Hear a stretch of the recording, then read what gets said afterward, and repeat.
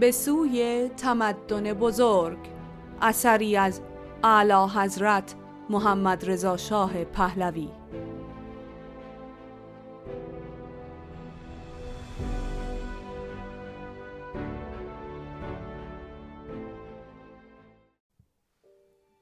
مسائل اساسی جهان امروز.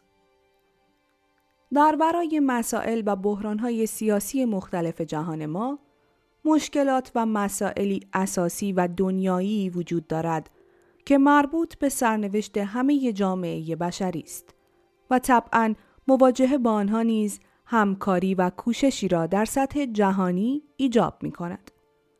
این مسائل که امور مربوط به جمعیت، تغذیه، بهداشت، مسکن، آموزش و محیط زیست را شامل می شود، همانطور که پایه‌های انقلاب اجتماعی ایران است، از اصول بنیادی سازمان ملل متحد نیز به شمار می رود. و لزوم تعدیل نابسامانی‌های کنونی در این زمینه‌ها از هدف‌های اصلی کوشش‌هایی است که در راه تعدیل نظام اقتصادی موجود جهان انجام می‌گیرد. تقریباً در همه این موارد کشور ما ایفای نقش انسانی و سازنده‌ای را در زمینه دنیایی به عهده دارد و در برخی موارد از قبیل پیکار جهانی با بیسوادی و تعمیم آموزش حتی نوعی نقش رهبری را ایفا می‌کند. همچنان که نقش ما در پیشنهاد تأسیس یک صندوق جهانی برای کمک به توسعه ملت‌ها یک نقش فعال برای مواجهه با بسیاری از مشکلات جهانی است. در توضیحات کوتاهی که درباره این مواد خواهم داد، نقل ارقام و آمارهای مختلف در حد ضروری لازم به نظر می رسد. زیرا زبان ارقام گویاترین زبان در مورد بیان واقعیت هاست. اولین و مهمترین مسئله‌ای که می باید بدان اشاره شود، مسئله جمعیت است. زیرا این امر نقش حیاتی درجه اولی را در سرنوشت همه جامعه بشری، اعم از غنی یا فقیر، به عهده دارد و مشکل انفجار جمعیت که برای نخستین بار به صورت مسئله حادی در برابر جامعه انسانی قرار گرفته است، مشکلی است که تمدن و آینده ما بدان وابسته است. طبق محاسباتی که شده، جمعیت دنیا که در دوران ما قبل تاریخ 5 تا 10 میلیون نفر بیشتر نبوده، در دوران باستانی کلاسیک 200 تا 300 میلیون نفر، در قرن 17 مسیحی 500 میلیون نفر و در اواسط قرن گذشته 1 میلیارد نفر بوده است.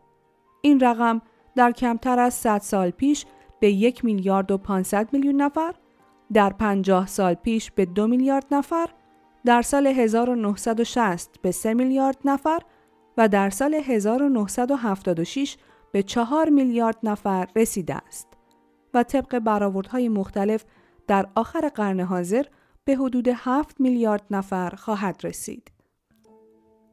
بدین ترتیب جمعیت جهان ابتدا در یک مدت 2000 ساله 2 برابر شده، سپس در مدت 2 قرن، بعد در کمتر از 1 قرن و بعد تنها در طول عمر 1 نسل.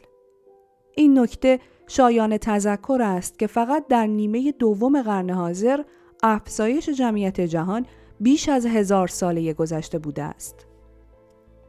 بر اساس پیشبینی‌های کارشناسان، در سال 2000 قاره آسیا 4 میلیارد و 300 میلیون نفر، اروپا به اضافه اتحاد شوروی 1 میلیارد نفر، آمریکا در حدود 1 میلیارد نفر که 650 میلیون نفر در آمریکای لاتین و 330 میلیون نفر در آمریکای شمالی، آفریقا 660 میلیون نفر و اقیانوسیه 30 میلیون نفر جمعیت خواهند داشت. 2 کشور از کشورهای جهان، چین و هند، هر کدام در آن هنگام دارای حداقل 1 میلیارد نفر جمعیت خواهند بود. آنچه در این محاسبات حائز اهمیت خاص است، تغییر نسبت فعلی جمعیت دنیای صنعتی و جهان سوم در پایان قرن حاضر است. زیرا برآوردها نشان می‌دهد که کشورهای در حال توسعه که اکنون بیش از 2/3 جمعیت جهان را دارند، در سال 2000 دارای بیش از 3/4 این جمعیت و کشورهای پیشرفته کنونی که در سال 1920 36% جمعیت جهان را داشتند، در آن هنگام فقط صاحب کمی بیشتر از 20% جمعیت آن خواهند بود. بر روی هم تعداد مطلق جمعیت کشورهای در حال توسعه در پایان قرن 20 حدود 5 میلیارد نفر و تعداد مطلق جمعیت کشورهای صنعتی امروز کمتر از 2 میلیارد نفر خواهد بود و بدین ترتیب فاصله موجود این دو گروه باز هم بیشتر خواهد شد. تازه این برآوردها نیز قطعی نیست، زیرا بر اساس سرشماری‌های غیر کامل صورت گرفته است. از 20 سال پیش بیش از 90% مردم جهان یک یا چند بار سرشماری شدند، ولی این سرشماری‌ها فقط آنهایی را شامل شده است که اوراق شناسایی مشخص در دست داشتند. یعنی دنیای پیشرفته را دقیقاً شامل شده است، در صورتی که در مورد جهان سوم ناقص بوده است. تازه ترین بررسی هایی که انجام گرفته است نشان می دهد که در حال حاضر روزانه بیش از 200,000 نفر، یعنی در هر دقیقه 150 نفر به جمعیت جهان اضافه می شود و این آهنگ در اواخر قرن به ساعتی 11,000 نفر خواهد رسید. به طور کلی هر سال جمعیت دنیا به نسبت 2% بالا می رود. شاید این نسبت در وهله اول زیاد به نظر نیاید، ولی محقق آمریکایی آیزاک آزیموف حساب کرده است که با چنین رشدی در مدتی حدود 1500 سال وزن آدم‌های دنیا معادل وزن خود کره زمین خواهد شد. بدیهی است این رشد استثنایی مسائل دشوار و پیچیده‌ای را برای جامعه جهانی پیش می‌آورد که حل آنها نیز جز در مقیاس جهانی ممکن نیست. منطقاً نتیجه این انفجار جمعیت گذشته از آثار اجتماعی و انسانی آن، فشار روزافزون مصرف کنندگان به منابع طبیعی و به طور کلی به اقتصاد تولیدی، مخصوصاً اقتصاد کشاورزی است. زیرا هر فردی از این افراد حقاً انتظار دارد که غذا و پوشاک و مسکن او همراه دیگر نیازمندی‌های اساسی وی که زاییده تمدن و رفاه عصر حاضر است، تامین شود.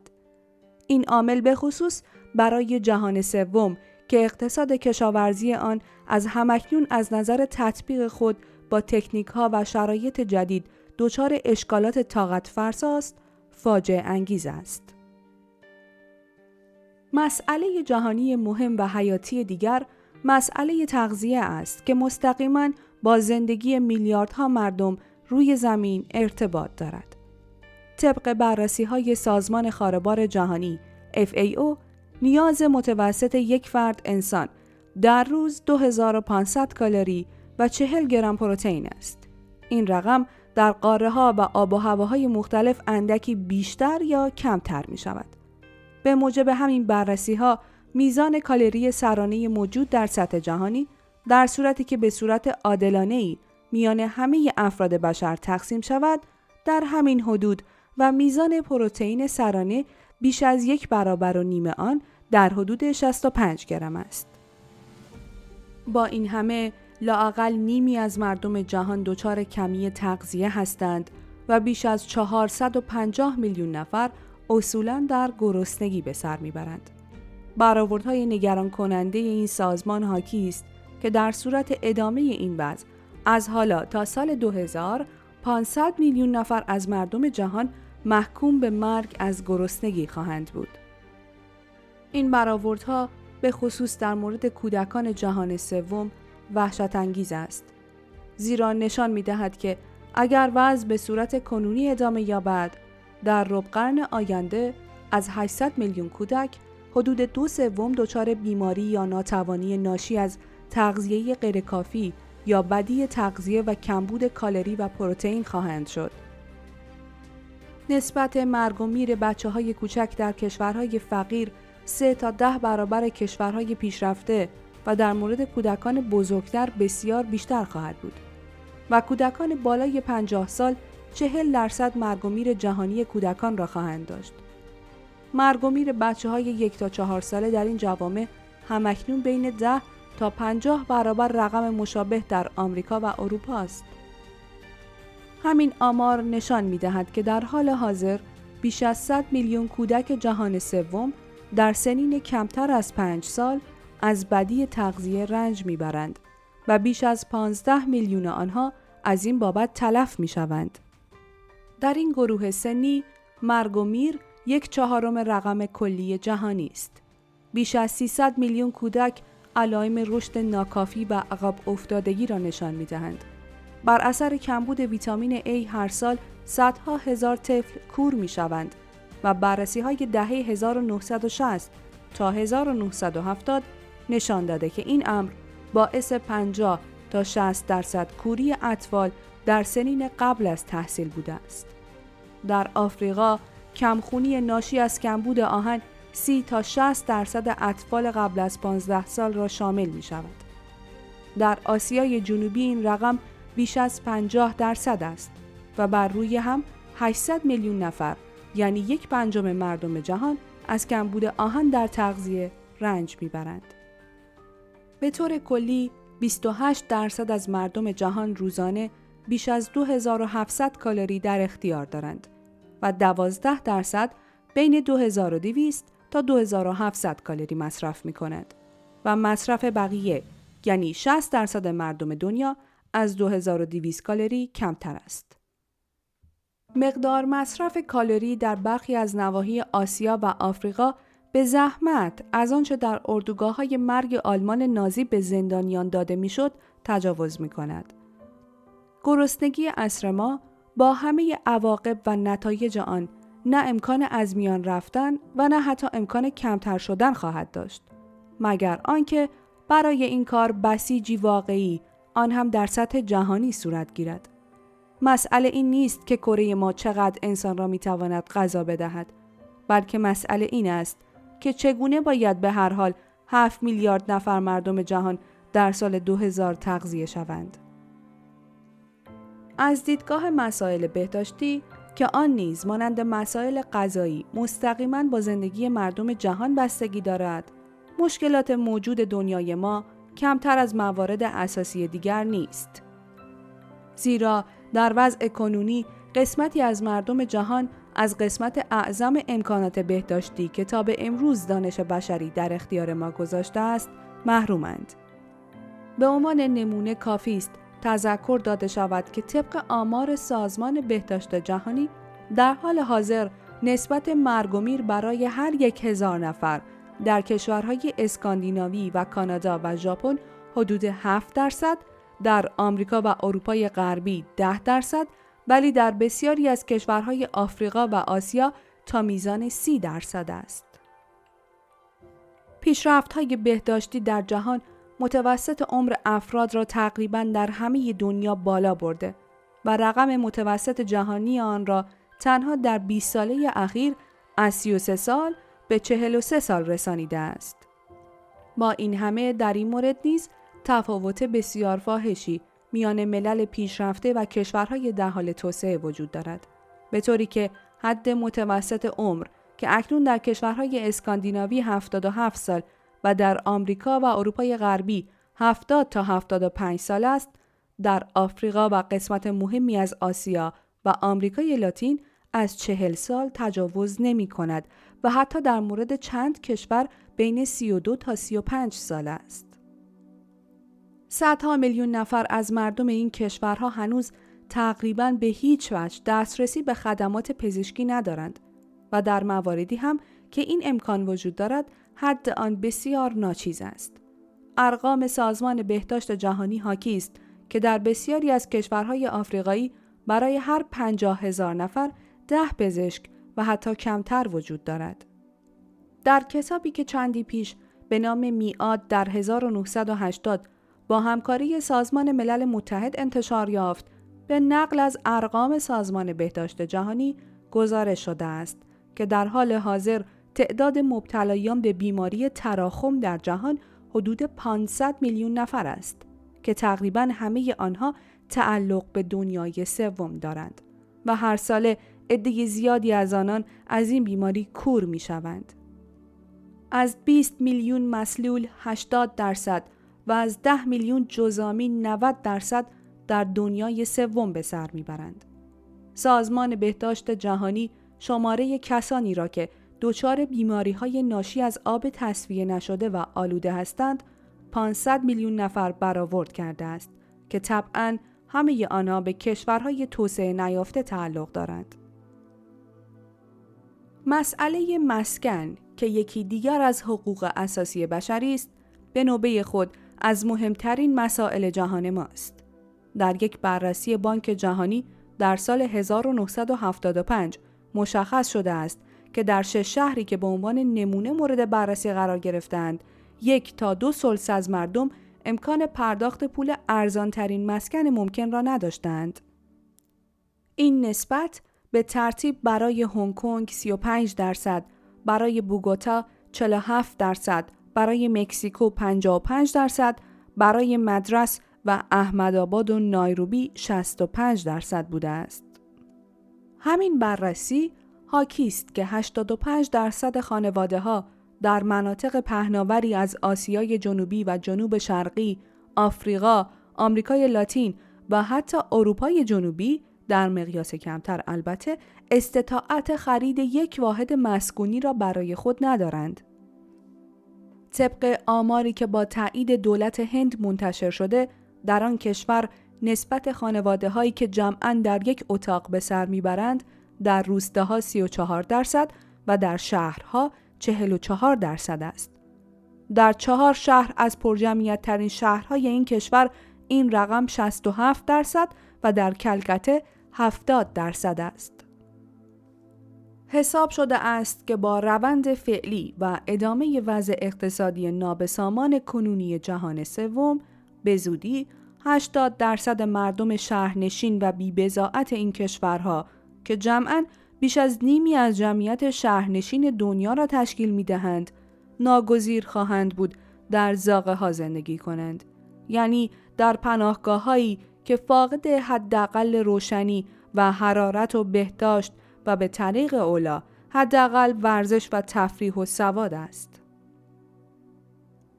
وضع ناگوار و غم‌انگیز بیسوادی در جهان امروز ما و محرومیت وحشتناکی که توده‌های عظیمی از مردم دنیا از این بابت با آن دست بگریبانند، یکی دیگر از نابسامانی‌های اساسی جامعه بشری است.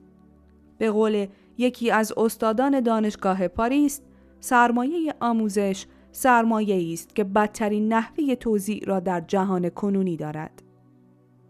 11 سال پیش مدیر کل وقت یونسکو با امیدی که جریان موفقیت آمیز کنگره جهانی پیکار با بیسوادی در تهران در دل او و دیگر شرکت کنندگان این کنگره برانگیخته بود، اعلام داشت که اگر وسایل کار فراهم شود، بلای بیسوادی در طول عمر یک نسل از جهان ریشه کن خواهد شد.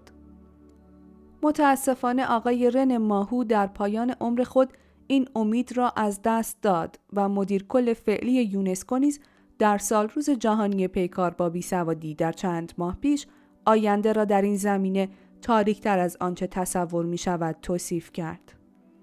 ارقام یونسکو در این مورد خیلی گویاست. این ارقام به روشنی نشان می دهد که پس از 10 سال تعداد بیسوادان جهان به جای آنکه کاسته شود افزایش یافته است. بر اساس برآوردهای یونسکو انتظار می رود رقم بزرگسالان دنیا، یعنی افراد 15 سال به بالا، از 2287 میلیون نفر در سال 1972 به 2823 میلیون نفر در سال 1980 بالغ شود. با اینکه طبق پیشبینی‌ها در این مدت نسبت بیسوادی بزرگسالان که در سال 1970 معادل 34.2% بوده، در سال 1980 به 29% کاهش یافته است. معاذا افزایش سریع جمعیت باعث خواهد شد که قدر مطلق شماره بزرگسالان بیسواد جهان در همین مدت از 783 میلیون نفر به 820 میلیون نفر بالا رود. طبق برآوردهایی که شده، از سال 1960 تا پایان قرن حاضر تعداد نوجوانان 5 تا 14 ساله در آفریقا و کشورهای عرب 2 برابر، در آمریکای لاتین 2.6 برابر و در آسیا و اقیانوسیه 3 برابر خواهد شد. ولی نسبت رشد تعداد دانش آموزان جهان که در دهه 60 4% بود، در 5 ساله اول دهه 70 از 3% پایین‌تر آمده است. به طور کلی 38% کودکان و نوجوانان 6 تا 11 ساله در کشورهای جهان سوم هنوز به مدرسه نمی روند. در کشورهای متعددی امروزه بیش از 80% زنان و بیش از 60% مردان بیسوادند. زنان تقریباً 2/3 800 میلیون بیسواد جهان را تشکیل می دهند.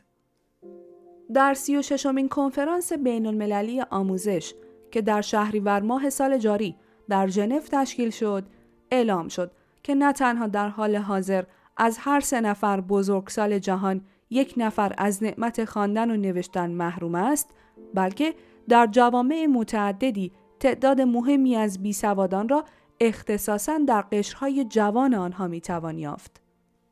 به طوری که در صورت ادامه این وضع رقم کودکان 6 تا 11 ساله‌ای که به کلی از سواد و آموزش بی بهره میمانند در سال 1985 در کشورهای جهان سوم به حدود 134 میلیون نفر، 90 میلیون نفر در آسیا، 35 میلیون نفر در آفریقا، 9 میلیون نفر در آمریکای لاتین خواهد رسید. برای خود من موضوع مبارزه جهانی با بیسوادی با یک خاطره تلخ و غم‌انگیز شخصی همراه است. 11 سال پیش به هنگام برگزاری کنگره جهانی پیکار با بیسوادی در تهران، در نطق افتتاحیه خود با استمداد از نیک‌اندیشی و واقع بینی همه کشورها و ملت‌ها، آن هم برای هدفی در بالاترین سطح معنوی و اخلاقی جهانی، پیشنهاد کردم که هر کشوری معادل هزینه نظامی 1 روز خود را برای پیشبرد این تلاش بشردوستانه در اختیار سازمان یونسکو بگذارد. حساب ساده و منطقی من این بود که اگر چنین اقدامی از طرف همه کشورها صورت گیرد، در معادلات نظامی آنها تغییری حاصل نخواهد شد، ولی مسلماً در معادله جهل و دانش در جهان دگرگونی شگرفی حاصل خواهد شد. در آن موقع این پیشنهاد مورد ستایش و تایید کنگره قرار گرفت، ولی در عمل هیچ پاسخ مثبتی بدان داده نشد. یک محاسبه ساده کافی است تا نشان دهد که اگر چنین اقدامی صورت می گرفت، سرمایه کافی برای از میان بردن بیسوادی به کار می افتاد و نتایج چنین سرمایه گذاری تمام نسل‌های آینده را در بر می گرفت. وضع بیسوادی در جهان طبعاً ارتباط مستقیم با شرایط اقتصادی و اجتماعی نامساعد کشورهای جهان سوم دارد. این کشورها عموماً کوشش فراوانی در راه مبارزه با این آفت اجتماعی خود به کار می‌برند که گاه بسیار سنگین‌تر از آن حدی است که سطح درآمد کلی آنها اجازه می‌دهد و با این وصف نیازمندی‌های فراوان همه جا بر نتایج این کوشش‌ها غلبه دارد. طبق حساب‌های یونسکو، افزایش هزینه‌های آموزشی جهان سوم تقریباً 3 برابر سریعتر از رشد درآمد ملی آنها در دهه 1950 بوده و از 1960 به بعد نرخ رشد این هزینه‌ها بیش از 2 برابر نرخ رشد درآمد ملی بالا رفته است. یکی از مشکلات اصولی جهان سوم در این راه کمبود کادر آموزنده است. در این مورد حساب شده است که برای حداقل پاسخگویی بدین نیاز، آفریقا به 247,000 و آمریکای لاتین به 445,000 و آسیا به 705,000 آموزگار اضافی احتیاج دارد. مسائل ناشی از محیط زیست یکی دیگر از مهمترین مسائلی است که امروزه جهان بشری با آن مواجه است. خراب کردن و آلودن محیط زیست که در گذشته به علت محدودیت عوامل و شرایط آن اصولاً مسئله قابل طرحی نبود، امروزه با توسعه بی‌سابقه صنعت و مصرف روزافزون انرژی و بهره برداری افراطی از منابع طبیعی به صورت مسئله‌ای درآمده است که مستقیماً با سرنوشت بشریت ارتباط دارد. بنابراین هر گونه راه حل آن نیز الزاماً باید جنبه جهانی داشته باشد. شاید انهدام تعادل نباتی جهان یکی از مهمترین عوامل عدم تعادل محیط زیست باشد. کنفرانس سازمان ملل متحد درباره صحراها که در شهریور ماه امسال در نایروبی تشکیل شد و در آن گزارش کار 2 ساله 500 کارشناس و محقق بین‌المللی درباره جنبه‌های مختلف وضع جنگل‌ها و مراتع و صحراهای جهان مورد بررسی قرار گرفت، تاکید کرد که در سراسر جهان به خصوص در طول منطقه معروف به کمربند فقر که در دنیای سوم قرار دارد، انهدام منظم و مستمر پوشش گیاهی به حد نگران کننده‌ای رسیده است. در مناطق استوایی و پیرامون آنها که همواره به فراوانی پوشش سبز شهرت داشتند، جنگل‌ها به سرعت تبدیل به صحرا می‌شوند، به طوری که از آغاز قرن حاضر در برخی نقاط 30% این پوشش نباتی و گاه بیشتر از آن از میان رفته است. به گفته یکی از کارشناسان این کنفرانس، سرطان تازه‌ای به صورت صحرا 1/3 از تمام زمین‌های جهان را بیمار کرده است. در نیمه اول قرن 20 650,000 کیلومتر مربع از اراضی جنگلی و مراتع جنوب صحرای آفریقا توسط این سرطان بلعیده شدند. وقتی که زمین بدین ترتیب قشر حامی خود را از دست بدهد، باد و باران نیز وظیفه خیش را در عقیم کردن آن انجام می‌دهند و آنگاه نوبت استقرار همیشگی بیابان می‌رسد. متاسفانه این واقعیت که نسبت افزایش جمعیت جهانی بیش از نسبت رشد درختان تازه است، باعث کاهش منظم سطح جنگل‌های جهان می‌شود. تصاویری که ماهواره‌ها از جزیره جاوه در اندونزی گرفته‌اند، به خوبی نشان می‌دهد که در این جزیره که در تمام تاریخ خود از پرجنگل‌ترین نواحی روی زمین بود، اکنون پوشش جنگلی فقط 12% از مساحت را شامل می‌شود. از نظر آلودگی دریاها و رودخانه‌های جهان نیز وضع بهتر از این نیست. کنفرانس بین‌المللی دریای مدیترانه که اخیراً در شهر نیس فرانسه تشکیل شد، وضع این دریا را که 16 کشور اروپایی و آسیایی و آفریقایی پیرامون آن قرار دارند، از نظر آلودگی کاملاً بحرانی توصیف کرد. پرنس رینیر موناکو چندی پیش در یک سخنرانی رادیو تلویزیونی اظهار داشت: 90% آبهای آلوده به انواع فضولات صنعتی و مواد مضر شیمیایی از کشورهای ساحلی مدیترانه بدون هیچ تصفیه قبلی به این دریا می‌ریزند. اگر مدیترانه تاکنون توانسته است این آلودگی‌ها را حذف کند، اکنون دیگر از این حیث به نقطه اشباع رسیده است و اگر بگذاریم وضع به همین صورت ادامه یابد، آن وقت خیال می‌کنم مدیترانه ما محکوم به مرگ باشد. در آمریکا، رودخانه دیترویت که دریاچه اریه را مشروب می‌کند، هر روز بیش از 25 میلیون متر مکعب مواد آلوده بدین دریاچه می‌ریزد. همین وضع را دریاچه بایکال در شوروی دارد. اخیراً اعلام شد که 75 نوع ماهی که در آبهای رود ولگا زندگی می‌کنند، بر اثر آلودگی آب این رودخانه که ناشی از فضولات مراکز متعدد صنعتی و شیمیایی واقع در دو سوی این رودخانه است، در خطر انقراض کامل هستند. فاجعه بزرگتر این است که رودهای ولگا و اورال، دو رود بسیار بزرگ شوروی که مجموعاً 5625 کیلومتر طول دارند، به دریای بسته خزر می‌ریزند که به نوبه خود به خاطر فراوانی مواد آلوده در آستانه مرگ قرار گرفته است. کارشناسان دریاهای مدیترانه و خزر و بالتیک را مناطقی اعلام داشتند که اگر سریعاً اقدامی برای نجات آنها صورت نگیرد، بر اثر آلودگی محکوم به از دست دادن آثار حیات خواهند بود. بحران تمدن.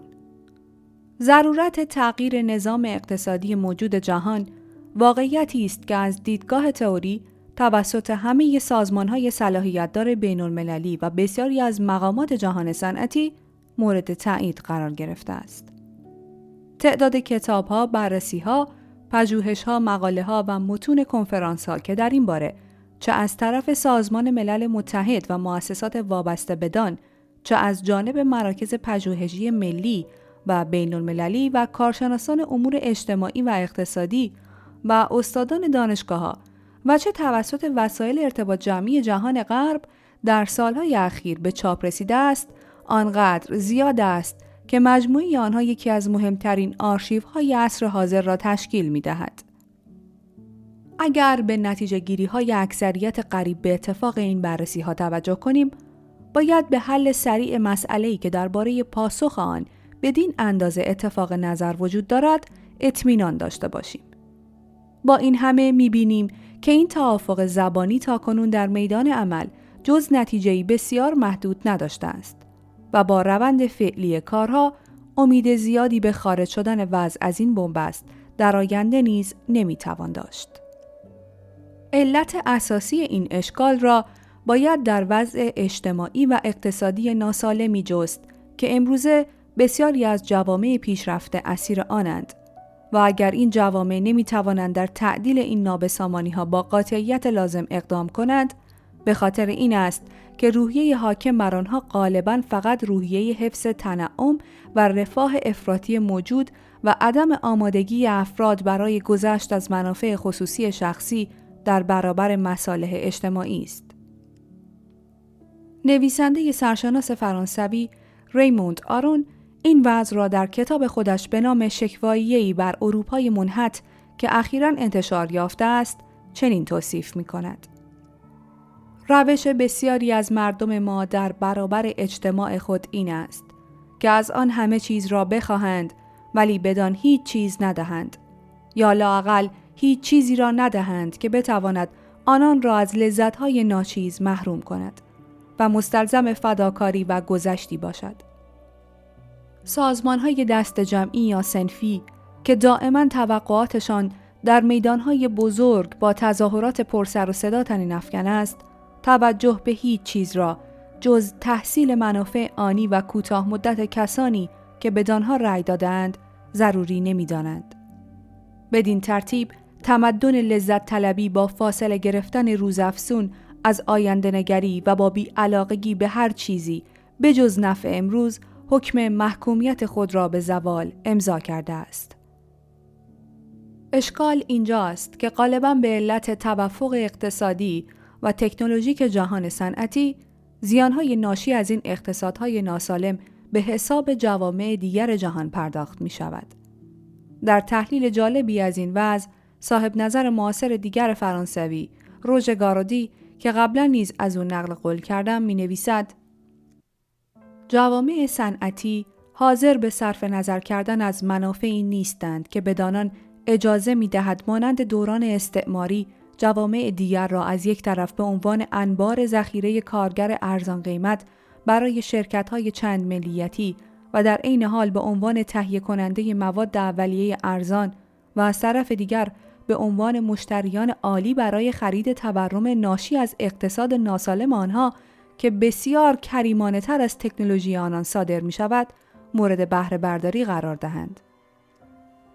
این روال اجتماعی نامطلوب در عین حال زمینه را برای افزایش قدرت عوامل دیگری که باز هم بیشتر باعث عدم سلامت وضع اقتصادی جوامع غنی صنعتی و در نتیجه عدم سلامت اقتصاد جهانی می شوند فراهم می سازد.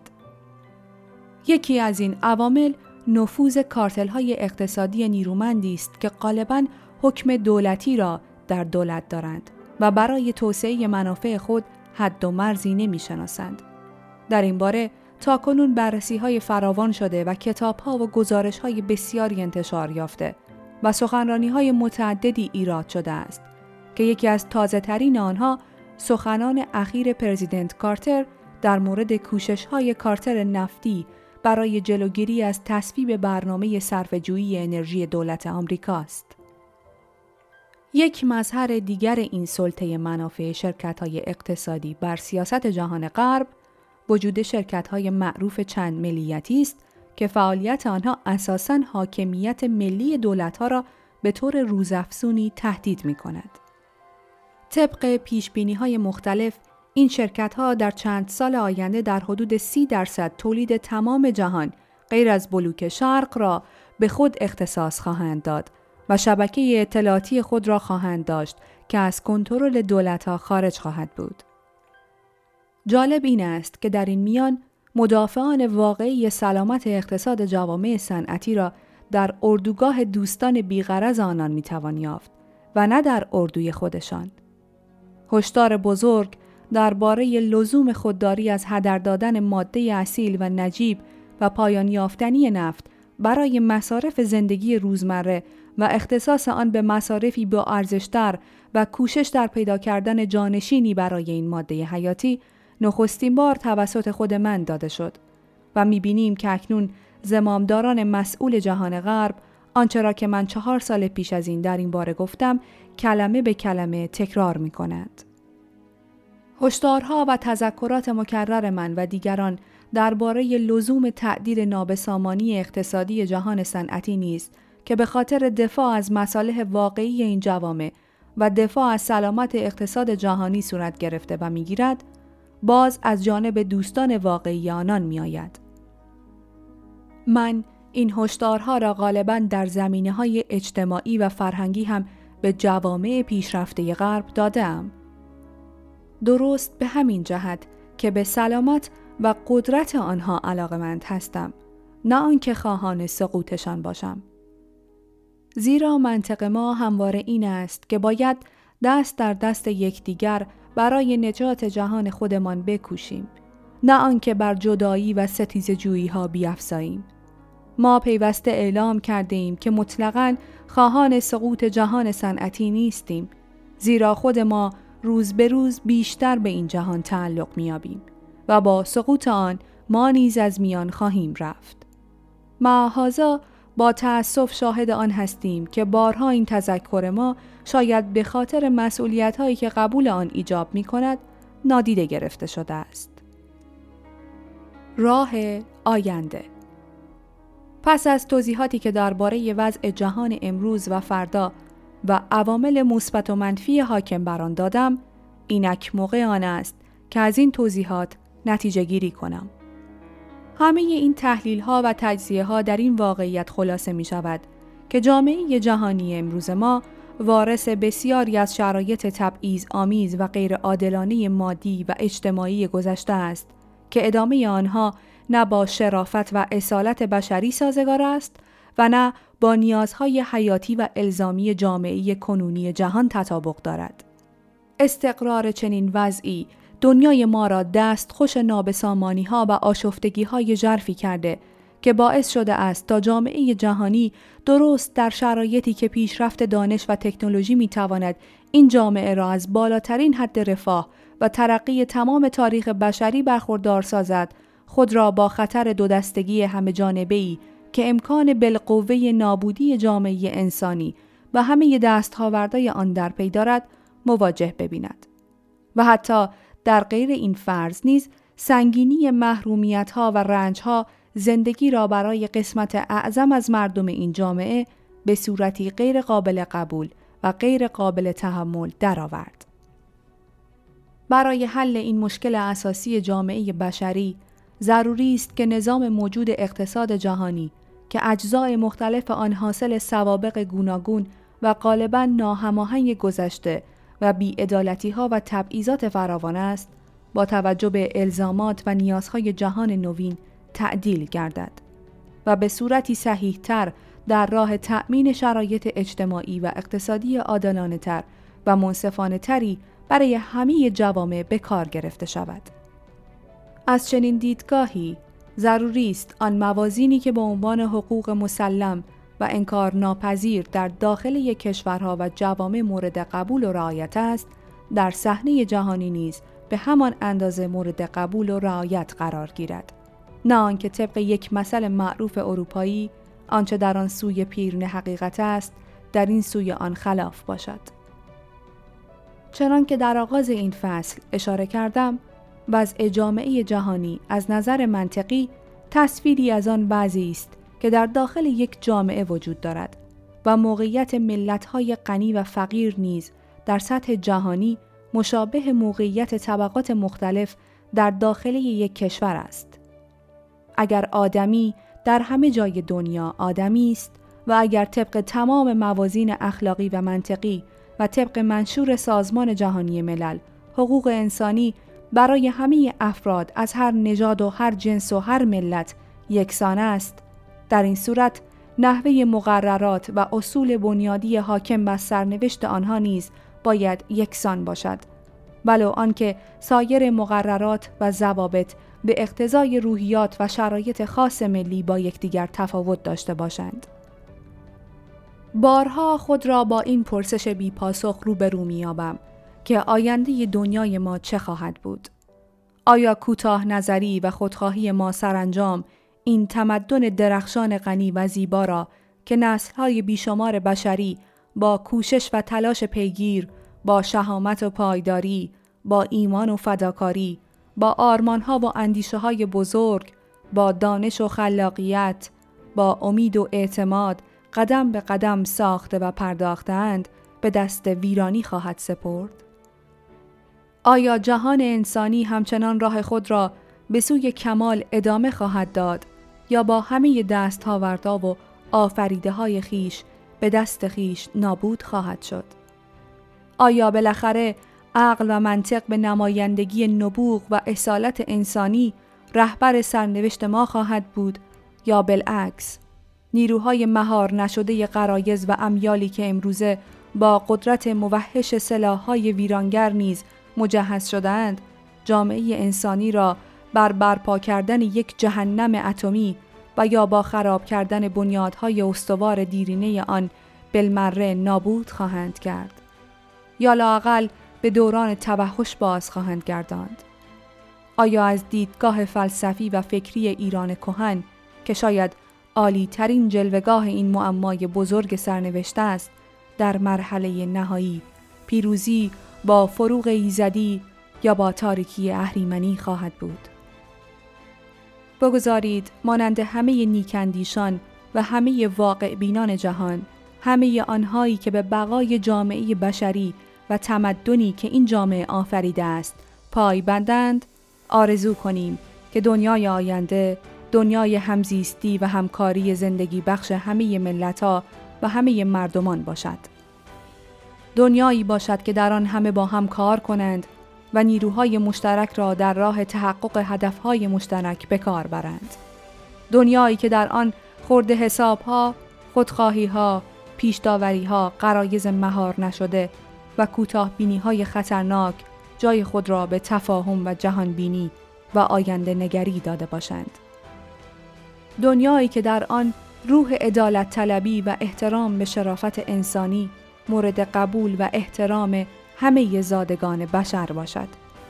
دنیایی که منابع خداداد آن با توجه به منافع و حقوق مشروع همه جامعه بشری بهره برداری شود و به صورتی عادلانه تر توزیع گردد تا حاصل آن از میان رفتن فقر، جهل، بیماری و گرسنگی و تبعیضات گوناگون باشد و صلح و ثبات چنین جهانی ضامن اعتلای بشر به سوی آینده‌ای باشد که گذشته‌ای پرتلاش و پر از فداکاری و شهامت او را شایسته آن ساخته است.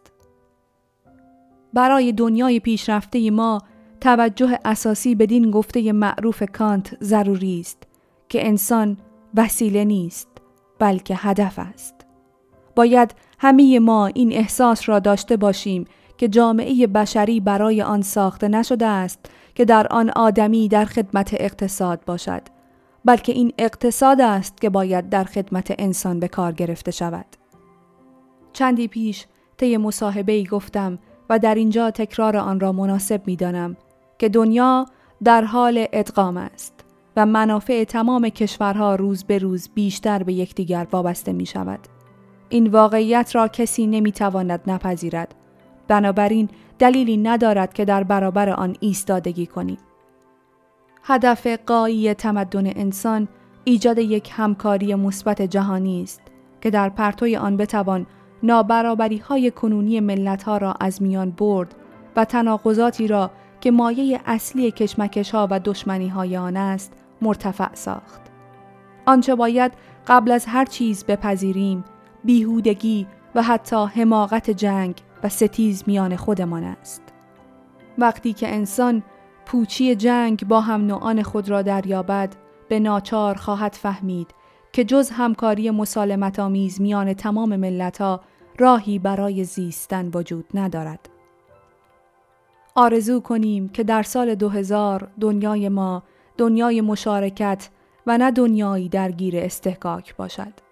اگر به تنش‌زدایی و همزیستی معتقد باشیم، باید بپذیریم که جز یک جهان نمیتواند وجود داشته باشد.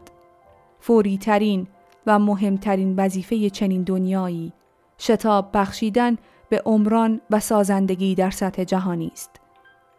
چنین روشی سیاست تازه‌ای را بر پایه صلح و همکاری حاکم بر صحنه سرنوشت گیتی می کند که درست نقطه مقابل سیاست قدیمی جنگ سرد ویرانگری است. جهان سال 2000 باید یک دنیای واحد باشد که زادگان بشر در آن در چهارچوب یک مشارکت بین المللی با اطمینان و تفاهم در کنار هم زندگی کند. میل دارم این آرزوی قلبی خودم را با آرزوی تحقق پیشبینی امید بخش بشر دوستی بزرگ به نام ویکتور هوگو تکمیل کنم که 130 سال پیش گفت: روزی خواهد رسید که همه مردم جهان ما مردمی برخوردار از فروغ تمدن خواهند بود. در آن روز این رویای دلپذیر و جاودانه اندیشه بشری سرانجام تحقق خواهد یافت که همه آدمیان به صورت مردمی آزاد و آگاه کشوری به نام دنیا و ملتی به نام بشریت داشته باشند.